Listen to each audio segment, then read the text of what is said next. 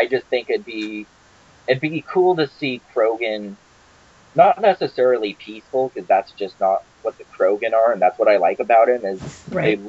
they love to fight. Hmm. They'll go find the toughest thing to kill. I mean, even Hmm. Grunt in Mass Effect 2, when you get to that point of friendship with Grunt, he even states, "Let's go find something big to kill and make it a lot worse." Yeah. It's just that aspect of their personality I just love about the Krogan, but I think it'd be cool in Mass Effect 3 for them to kind of get an upgrade from that and still kind of be the brutes that they are, but be in a state where the galaxy population would feel right to have the genophage cure actually distributed and actually, cure the Krogan to have them be the way they used to be and stuff. I think would be really cool to see. Yeah. I think in my first playthrough for Mass Effect 2, in Morden's Morden's loyalty mission, where you have the choice to save the genophage data Uh huh. or destroy it. I think in my first one I actually destroyed it, but in Hmm. my second one I was like, you know what? I think I'm gonna save it. Where I think the option was save it, and it's better to have it and not need it. Yeah. Because I was like, I think it's gonna come back in Mass Effect 3. And if you save it, I think it'd be. I think Morden would probably work on it, and maybe in Mass Effect 3, it's like, hey, look. I got a cure. But that's kind of like what my idea was first playing it was, oh, they have the cure right here, all the data, all the results, everything that they need Mhm. is right here in these results. And so I always saved them. But like I said, my first couple of playthroughs, Morden uh, was one of two people that died. And so Oh, I was like, well, crap, I saved the data. And I was like, well, Morden kind of like tied into the genophage cure. And I was like, you get it on his loyalty mission. So I was like, oh my God. My first couple playthroughs, it's kind of like, on my later playthroughs, I find out what I did or whatever. So I'm able to do something else to, have a better ending or whatever. mhm. And at first I was like, I could go back to those games and redo everything. But I was like, actually, you know what? No, I was like, I think it'd be interesting to see the different outcomes and results of those two playthroughs where I have my, mistakes or what I Mhm. deem mistakes actually play out. Like I, Yeah. I didn't save Morden, just to see how it affects the total outcome of the game and stuff. Yeah, that's true. I think BioWare's gonna find a good way to, if you like, let's say, like you said, you saved the genophage data, but Morden died. Hmm. I think there's a way that they're gonna bring it back somehow. Maybe another Solarian took over it, or Yeah. something like that. I think, yeah, that would be interesting. Hmm. You know what would be really cool is if we had a male Quarian on your team. Yeah. I would I love a male Quarian, and I was actually thinking of. Do you remember Cal Rieger? Yeah. I would love him on your team. Yeah. That guy was Yeah. so cool.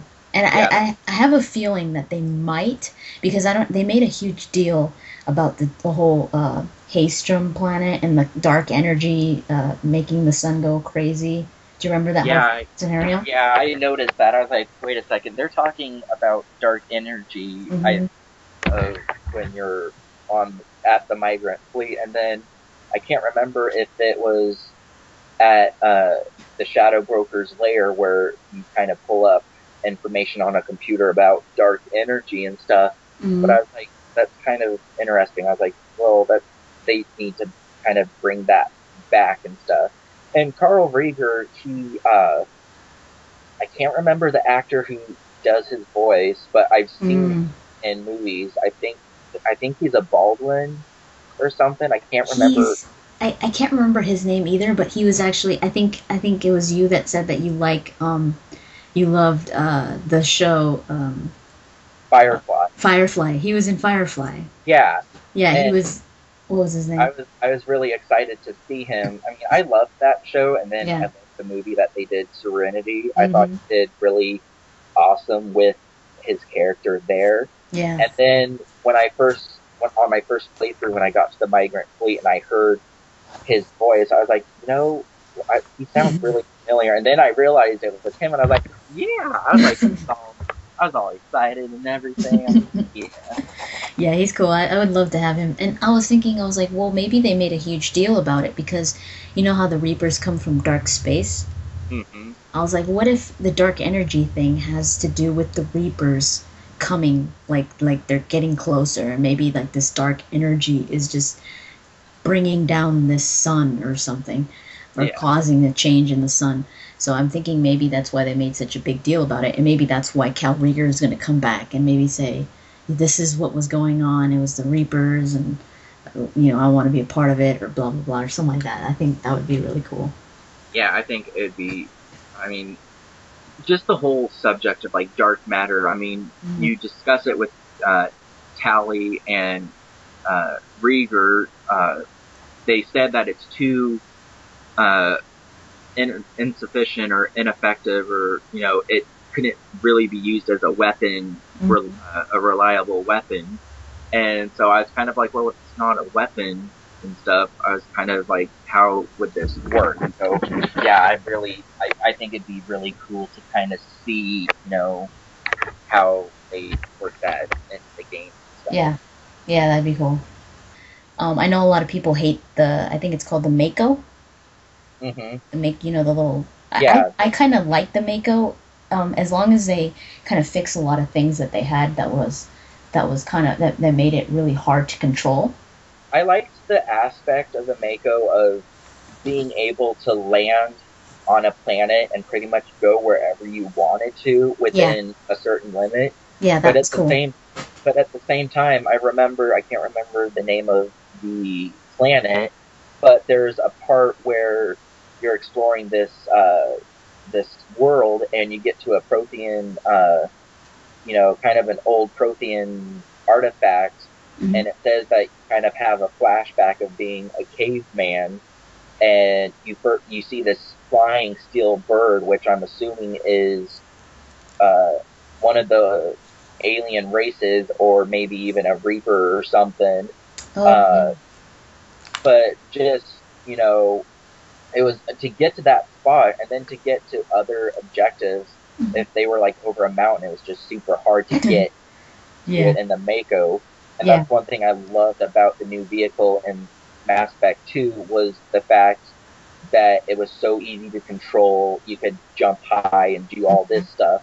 I yeah, think if they kind of had the aspect of the second vehicle mhm, kind of mixed in with the Mako and stuff, and then have that aspect of being able to explore the world as you wanted or what yeah, you saw fit, I think be super cool to see. yeah. That'd be good. And if they do bring back I think it was called the Hammerhead, right? Yeah, I think it was, yeah, I think it was the Hammerhead.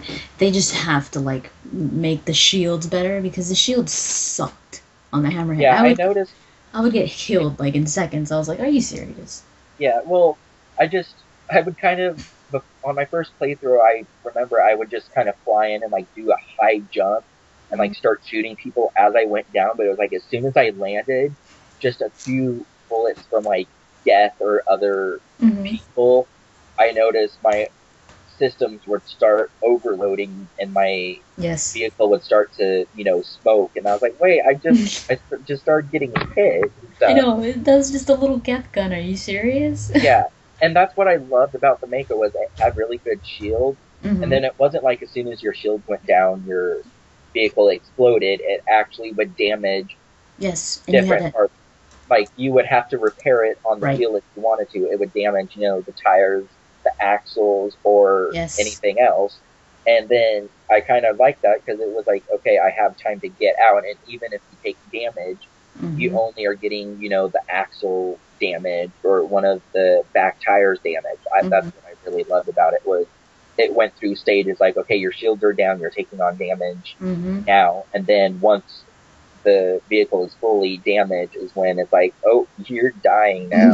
Yeah, yeah, So yeah. I hope they do something like that, where they just upgrade it, or just morph, or maybe take some aspects from the Mako and add it to the Hammerhead, or Something like that. I think that'd be cool.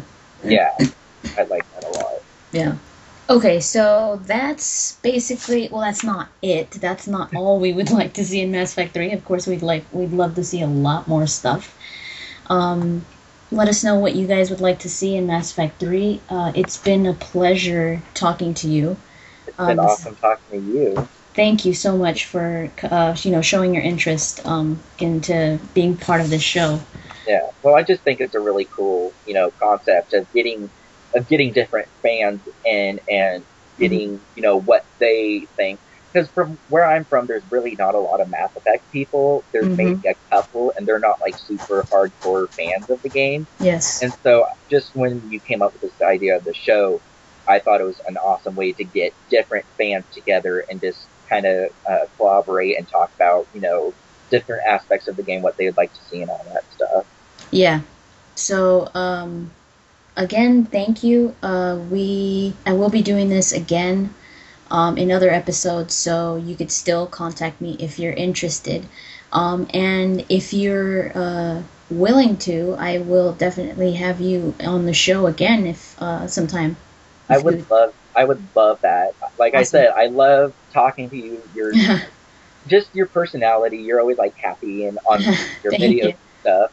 And Thank you. and like I said, you're super into Mass Effect, and so it's Yes. really cool to be able to talk, with someone who is equally into the game as you are and stuff. Yeah, definitely.